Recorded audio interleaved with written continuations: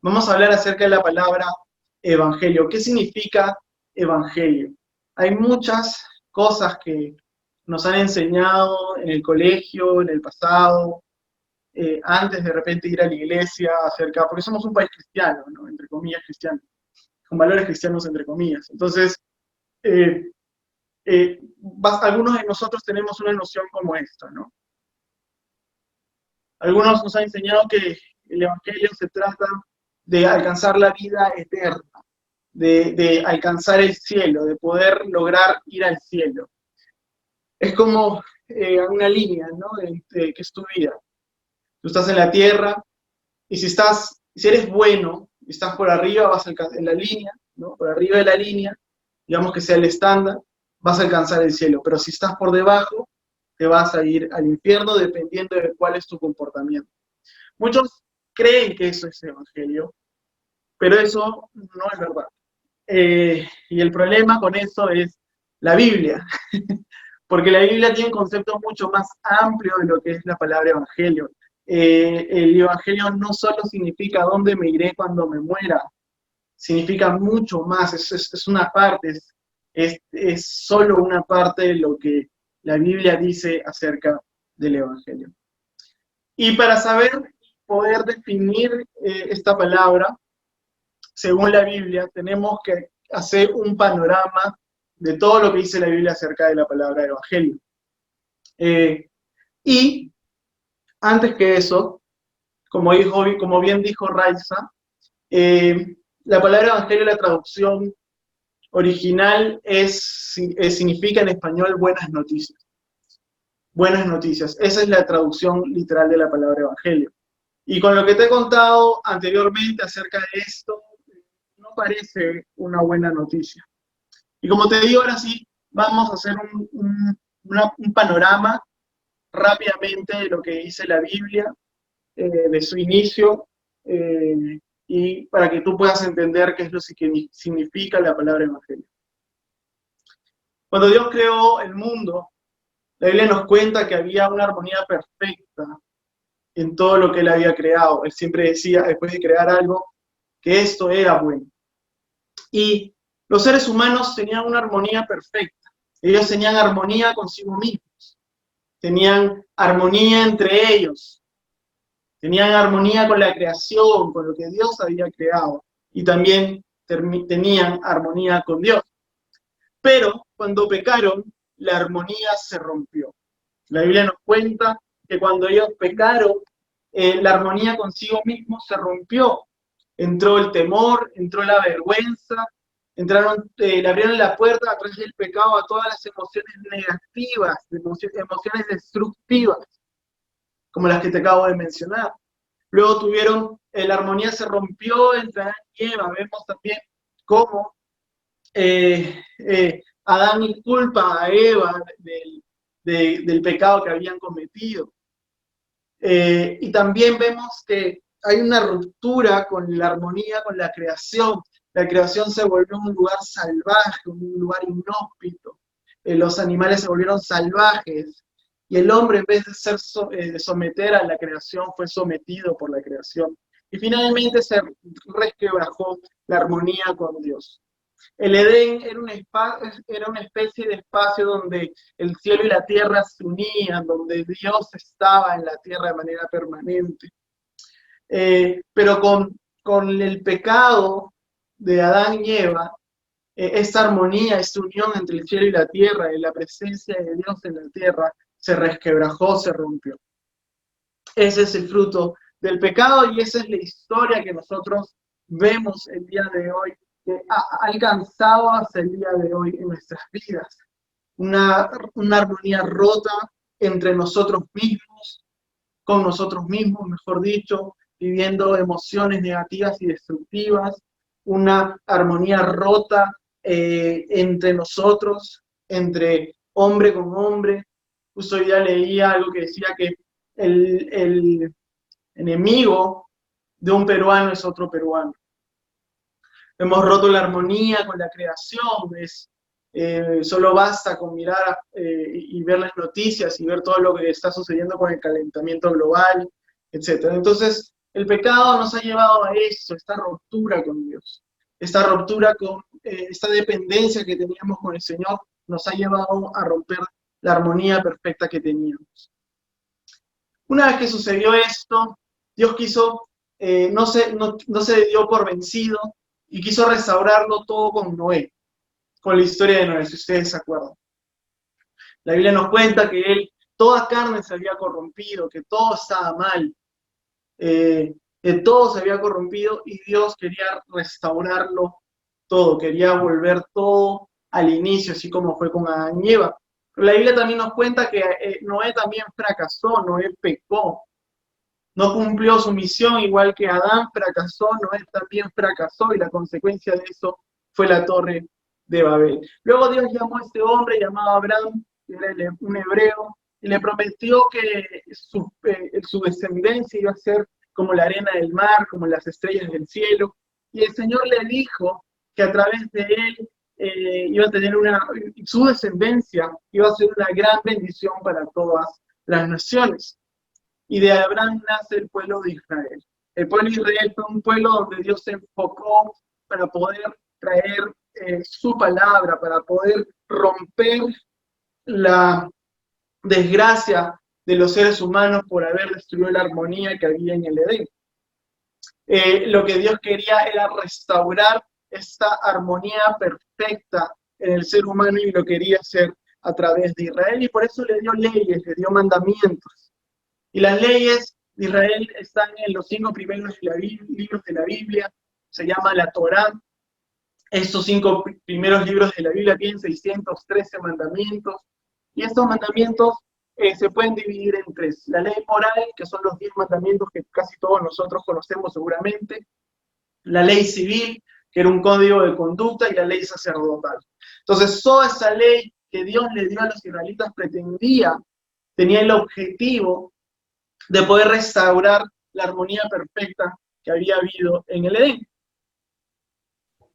Pero también Dios tenía una intención que iba mucho más allá, y eso lo podemos ver, por ejemplo, en Deuteronomio 4, del 5 al 8. Voy a leer, dice: miren, yo les he enseñado los preceptos y las normas que me ordenó el Señor mi Dios, para que ustedes los pongan en práctica en la tierra de la que ahora van a tomar posesión.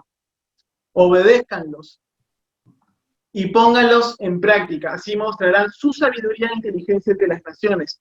Ellas oirán todos estos preceptos y dirán: en verdad, este es un pueblo sabio e inteligente.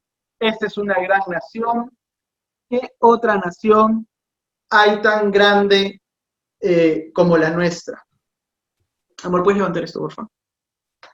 ¿Qué nación tiene dioses tan cerca de ella como la está de nosotros, el Señor nuestro Dios, cada vez que lo invocamos? ¿Y qué nación hay tan grande que tenga normas y preceptos tan justos como toda esta ley que hoy les expongo? Quiero leer también Zacarías del 8 al 20-23. Dice: el Señor de los ejércitos celestiales dice: gente de naciones y ciudades en todo el mundo viajará a Jerusalén. La gente de una ciudad dirá a la gente de otra: vengan con nosotros a Jerusalén para pedir que el Señor nos bendiga. Adoremos al Señor de los ejércitos celestiales. Yo estoy decidido a ir. Muchos pueblos y naciones poderosas irán a Jerusalén a buscar al Señor de los ejércitos celestiales. Dice, y a pedir su bendición. El Señor de los ejércitos celestiales dice: en aquellos días 10 hombres de naciones e idiomas diferentes agarrarán por la manga a un judío y le dirán: por favor, permítenos acompañarte porque hemos oído que Dios está contigo. ¿Qué es lo que quería Dios con el pueblo de Israel? La verdad es que el Señor quería recuperar a la humanidad, y lo acabamos de leer en estos 2 versículos, en Deuteronomio y Zacarías. Lo que Dios quería hacer con Israel es que sea un ejemplo para todas las naciones, y que todas las naciones puedan regresar a Él para restaurar su plan original, para restaurar la armonía perfecta que había en los seres humanos. Esa era la intención de Dios, pero lamentablemente Israel también fracasó. La Biblia nos cuenta que durante 1000 años ellos estuvieron repitiendo este patrón.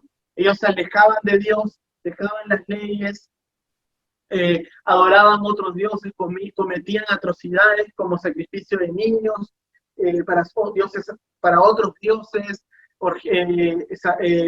relaciones sexuales fuera del matrimonio, adulterio, bueno, cometían todos estos pecados que cometían las otras naciones que no tenían la ley, que no tenían los mandamientos de Dios. Cuando esto sucedía, ellos se alejaban de Dios, dejaban de adorarlo y adoraban otros dioses, los dioses que estaban en las naciones alrededor.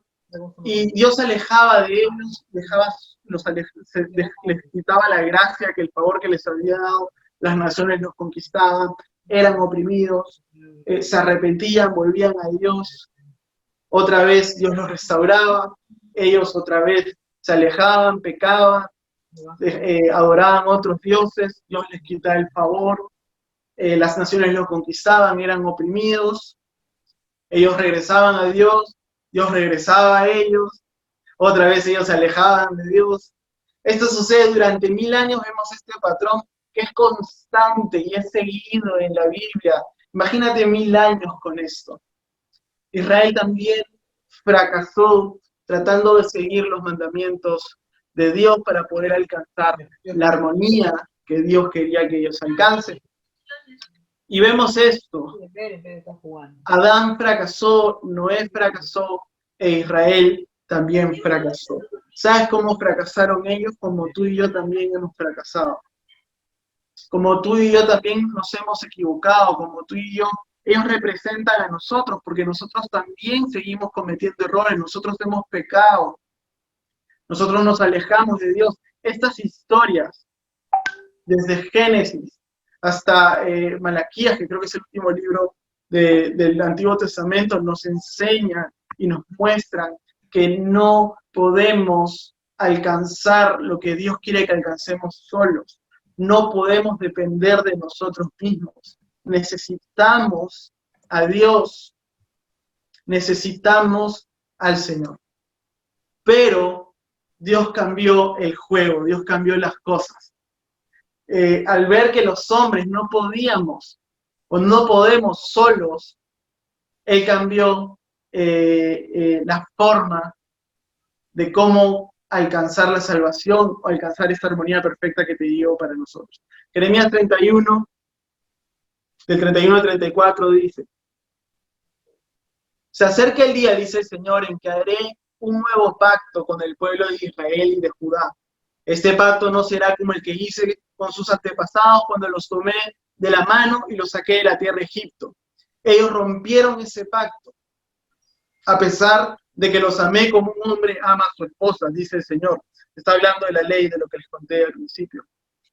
Pero este es el pacto que haré con el pueblo de Israel después de esos días, dice el Señor. Pondré mis instrucciones en lo más profundo de ellos y las escribiré en su corazón. Yo seré su Dios y ellos serán mi pueblo. Y no habrá necesidad de enseñar a sus vecinos, ni habrá necesidad de enseñar a sus parientes diciendo deberías conocer al Señor, pues todos ya me conocerán, desde el más pequeño hasta el más grande, dice el Señor. Perdonaré sus maldades y nunca más me acordaré de sus pecados. Lo que el Señor estaba diciendo es maravilloso y era algo súper diferente. Antes la responsabilidad completamente era tuya de cumplir todos los mandamientos. Lo que Dios estaba diciendo es que ahora voy a hacer que ellos quieran, voy a producir en su corazón el deseo de querer servirme, de querer adorarme, y voy a poner mis instrucciones en su corazón. Y eso también lo dice Ezequiel. He puesto varios versículos porque quiero que me creas. Ezequiel 11, 19 al 20 dice: les daré integridad de corazón y pondré un espíritu nuevo dentro de ellos. Les quitaré su terco corazón de piedra y les daré un corazón tierno y receptivo para que obedezcan mis decretos y ordenanzas. Entonces, verdaderamente serán mi pueblo y yo seré su Dios. Muy parecido a lo que decía Jeremías. Dios va a poner un corazón nuevo, un corazón con el deseo, con las ganas, con la fuerza y la voluntad para poder cumplir lo que Dios quiere que cumpla, para poder caminar en el camino de Dios y para que la armonía sea restaurada en nuestras vidas. Y esto lo cumple con Jesucristo. Eso lo cumple con Jesús. al ver Dios que los hombres no podíamos alcanzar y restaurar el mundo, lo que Él dijo es dejar, lo que Él hizo es dejar su trono, dejar el cielo, y vino en forma de hombre para poder hacer lo que nosotros no podíamos hacer. Mira lo que dice Mateo 5:17, dice, esto lo dice Jesús, no malinterpreten la razón por la cual he venido, no vine para abolir la ley de Moisés, no vine para destruirla, lo que está diciendo Jesús, por los escritos de los profetas, al contrario, vine para cumplir sus propósitos, vine para cumplir los propósitos, vine para poder restaurar la armonía perfecta. Mira también lo que dice 1 Juan 3:8. Eso lo dice el apóstol Juan, dice, el que practica el pecado es el diablo, porque el diablo ha estado pecando desde el principio. El Hijo de Dios fue enviado precisamente para destruir las obras del diablo. Jesús vino para destruir lo que el diablo había hecho. Jesús vino para restaurar lo que les explicaba antes. La armonía con nosotros mismos, la armonía con las personas, en nuestras relaciones, la armonía con la creación y sobre todo nuestra armonía con Dios. Y eso lo cumplió Jesús muriendo en la cruz. En la cruz, el que fue justo, el que nunca pecó, fue a morir como un pecador, como si fuéramos nosotros. Se vistió de nosotros, hizo un intercambio por nosotros, pagó nuestra deuda que tenemos por nuestros pecados allá en la cruz. Tus fracasos, los fracasos de Adán, los fracasos de Noé, los fracasos de Israel, los fracasos de toda la humanidad, que fue a la cruz a recibir ya el castigo o lo que nosotros merecíamos por nuestros pecados, para que nosotros podamos ser justos. La justicia se puede ilustrar fácilmente con una balanza. Si en los dos lados pesan igual, hay equidad, eso quiere decir que hay justicia. Pero por nuestros pecados la balanza se está inclinando hacia nosotros por nuestros pecados, y lo que hizo Jesús en la cruz fue equilibrar la balanza. Entonces, lo que hizo fue darnos su justicia. Cuando Jesús murió por nosotros, Él nos ha vestido de esa justicia, y Él ha tenido victoria en la cruz sobre el poder del pecado. Entonces, al ver que el hombre no puede recuperar la armonía por sus propios medios, Dios ha reducido nuestra participación solo con creer. Mira lo que dice Romanos 3:27, dice, ¿podemos entonces jactarnos de haber hecho algo para que Dios nos acepte? No, no podemos hacerlo, porque no cumplimos los mandamientos, porque hemos pecado, porque no hemos cumplido la ley de Dios, porque no podemos caminar por nosotros mismos en armonía con todo, en armonía perfecta entre nosotros mismos, con los demás, con Dios, con la creación, por nosotros mismos no pueden hacer esto. Porque la fuente verdadera de armonía es el Señor. Y si el Señor no está en nuestros corazones, no podemos caminar sobre eso. Entonces, por eso Pablo dice acá, ¿podemos jactarnos de haber hecho algo que para que Dios nos acepte? No, porque nuestra libertad de culpa y cargo no se basa en la obediencia a la ley, en cumplir los mandamientos, está basada completamente en la fe. Por eso te decía que al ver que el hombre no puede recuperar la armonía por sus propios medios, ha reducido su participación a solo en creer, en tener fe. ¿Por qué en tener fe? Primero, por lo que te acabo de explicar, porque tú no puedes solo. Segundo, porque todavía tenemos libre albedrío, y a la hora de tener fe, a la hora de confiar en lo que Jesús ha hecho, a la hora de creer en su muerte y en su resurrección, estoy eligiendo todavía. Dios no va a vulnerar nuestro libre albedrío, y todavía podemos elegir, y elegimos cuando tenemos fe, cuando confiamos en Jesús, cuando queremos someternos a su voluntad, cuando le decimos, Dios, yo creo que tú, Jesús, que tú moriste en la cruz, que resucitaste. Y el mismo poder que está en Jesús, Dios lo deposita en nosotros para poder caminar en armonía. Por eso el Evangelio no se trata de dónde iré cuando me muera, Se trata de que el cielo vino a la tierra porque fue Jesús el que vino con el mensaje, pero no solo vino con el mensaje, Él era el mensaje de Dios, de querer restaurar todas las cosas. Por eso no se trata de lo que yo pueda hacer para ir o no ir al cielo, se trata de lo que Él ha hecho por nosotros. Se trata de Él, y esa sí es una buena noticia. Esa sí es una buena noticia, porque no se trata de mi performance, de mi desempeño para poder tener una relación con Dios. Se trata absolutamente de la obra de Jesús en la cruz y su resurrección.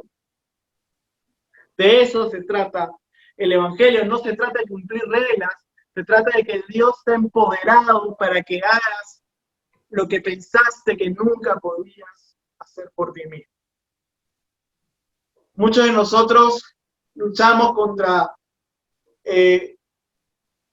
¿sabes qué? Contra la armonía destruida, ¿no? Muchos de nosotros luchamos contra ansiedad, contra tristezas, contra depresión, con el desánimo, con emociones negativas, con relaciones rotas. Muchos luchamos con adicciones, con ira, con rencor. Muchos luchamos incluso contra Dios porque no entendemos las cosas como Dios las hace. Pero lo que hace Jesús es empoderarte para que tú puedas vencer todas esas batallas. Esa es una buena noticia. Porque en la cruz Él nos ha amistado con Dios. Y al estar amistados con Dios, el Espíritu de Dios reposa en nosotros. Por eso te decía que el mismo poder que resucitó a Jesús de los muertos vive en ti, está en ti. Jesús lo ha derramado en ti. Por eso no se trata de cumplir las reglas de lo que yo puedo hacer, de lo que yo puedo ofrecer. Se trata de que Dios ha depositado su Espíritu en nosotros para ser transformados, para tener el poder de vencer las batallas que estoy librando. Y por eso Jesús no vino a transformar personas malas en buenas. Él vino a darle vida a las personas muertas. Entonces el Evangelio significa eso. No significa dónde yo iré cuando me muera, significa que el cielo vino a la tierra. Jesús cuando predicaba decía, arrepentidos porque el reino de los cielos se ha acercado. ¿Y quién se había acercado de los cielos? Él. Él se había acercado de los cielos. Él es el reino de Dios. Él guarda el reino de Dios. Y cuando nosotros invitamos a Jesús a nuestra vida, estamos trayendo el reino de Dios a nosotros. Estamos trayendo el Edén otra vez a nuestras vidas. Estamos trayendo la armonía de Dios, la armonía perfecta, como te expliqué al principio. De repente tú me dices, ya está bien, entendí, todo bien bonito, pero ¿qué hay del infierno? ¿Por qué Dios ha creado el infierno? Y yo aquí ya quiero pasar a otro punto y quiero explicarte bien este tema. La imagen del infierno, en realidad, como la tenemos hoy, muchos de nosotros, se desarrolló en el Medioevo, en la Edad Media más o menos, en la edad medieval, perdón. Y todos tenemos esta imagen de que un lugar lleno de fuego, de tormento, de dolor y sufrimiento. Y sí y no. Cuando la Biblia habla de fuego o señala el fuego, es simbólico, es simbología. No es literal. Yo creo que no hay un lugar literal donde la gente se está quemando con fuego. Pero sí creo que hay un lugar que se llama infierno, que es un lugar de sufrimiento.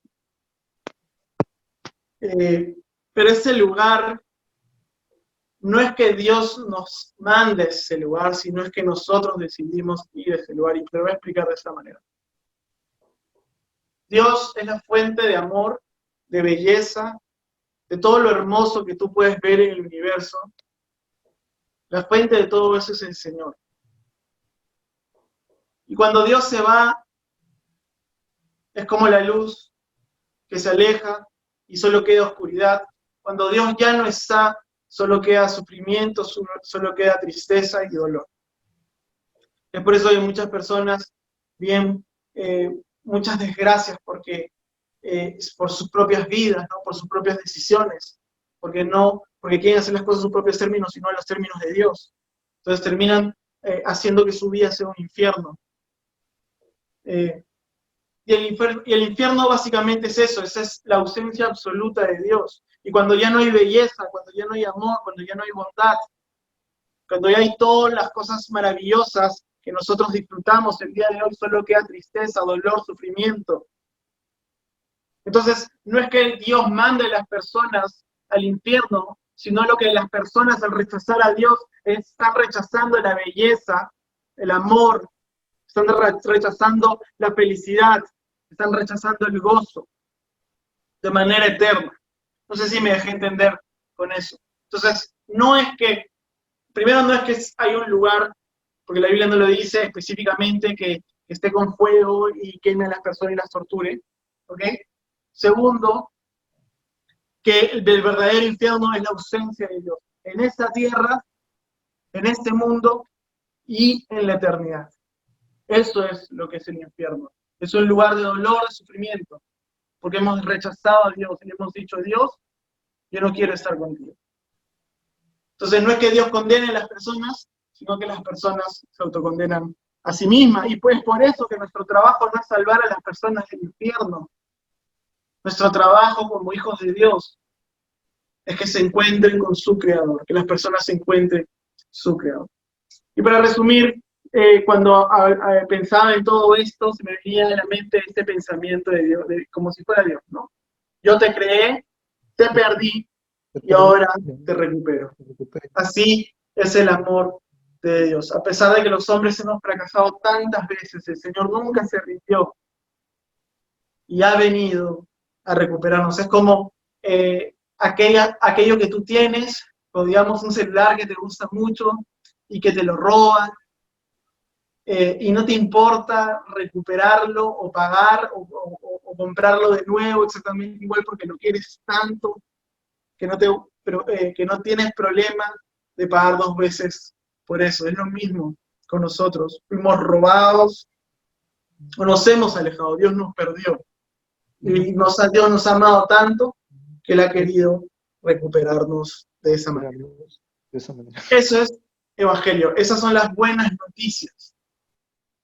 De que Dios nos amó tanto, que nos ha amado tanto, que Él ha muerto en la cruz, para que poder, ¿sabes qué? Llenar nuestros corazones de Él, y que nuestros corazones sean transformados a su imagen, que nuestro espíritu adentro, nuestra voluntad, para poder ser empoderados de Él, para poder caminar de manera justa, de manera buena, de manera correcta, para que su amor sea nuestra fuente de energía, para que su amor en nuestros corazones nos llene de tal manera que solo nos quede amar a los demás, sin importar la condición en la que estén los demás, sin importar si son amigos o no son amigos, si son enemigos o no lo son. Eso es el Evangelio. Esas son las buenas noticias de Dios. Y lo único que el Señor te está pidiendo ahora es que confíes en Él, que creas en Él, que tengas fe en Jesús, en su muerte, en su resurrección, y que lo invites a tu corazón, que le abras la puerta de tu corazón, y Él va a llenar de amor tu vida. Y ese amor va a enderezar completamente tus pasos.